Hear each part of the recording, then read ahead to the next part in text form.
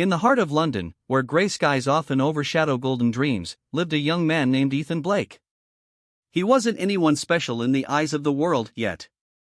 A 27-year-old barista with unkempt hair and a knack for daydreaming, Ethan spent most of his days pouring coffee for people who wore suits and carried ambition in their briefcases.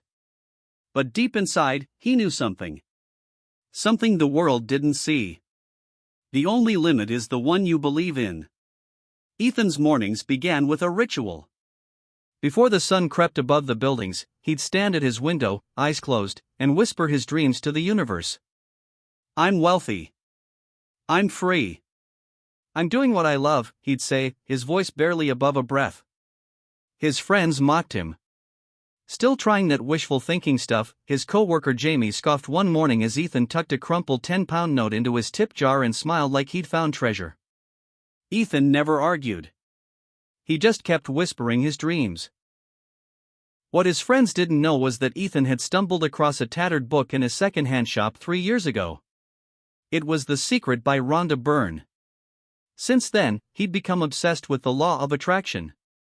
He'd read it, highlighted it, scribbled notes in the margins, and practiced it every single day. What you think, you become. What you feel, you attract. What you imagine, you create. He began to change how he saw the world. Every cup of coffee he poured, he imagined it as a £1,000,000 business deal.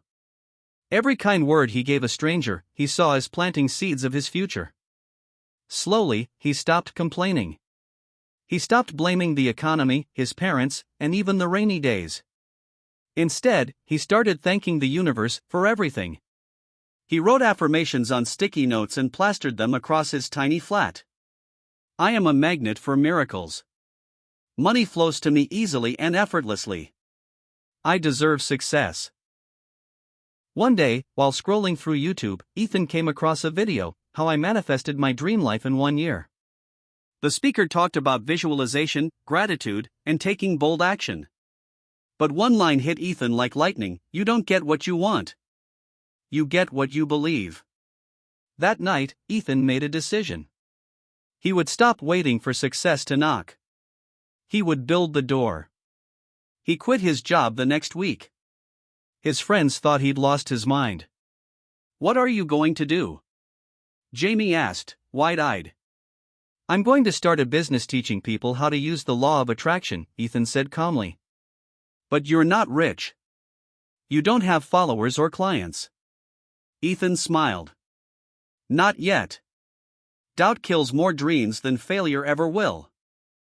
With only £300 in his savings, Ethan bought a camera, set up a YouTube channel called Magnet Mind, and uploaded his first video titled, "How I Went From Broke to Believing in Abundance." He had 5 views in a week, 3 of which were his own. He didn't stop. Every day, he'd wake up at 5 a.m., meditate, visualize his success, and record a new video.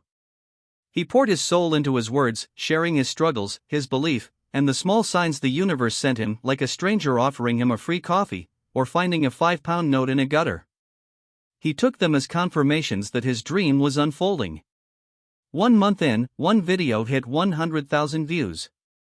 He woke up to an email: "We'd love to sponsor your next video." Soon, coaching requests started pouring in. Messages from strangers saying, "You changed my life." Views turned into subscribers.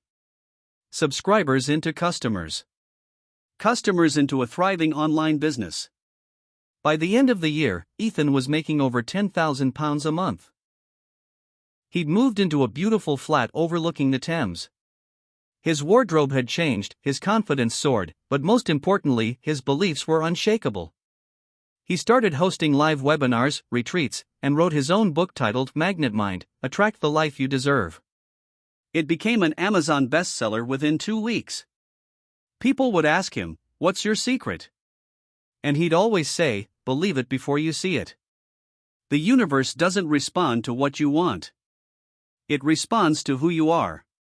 Success isn't something you chase.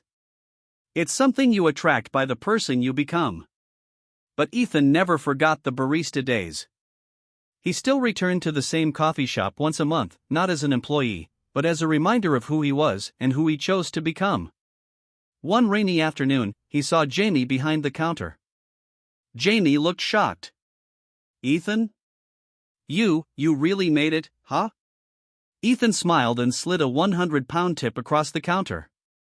"I believed I could," he said. "And then I did." As he walked out, the rain stopped, the clouds parted, and a single ray of sun broke through, just like his life had. Because Ethan Blake wasn't lucky. He was aligned. And success, like a moth to flame, had no choice but to find him.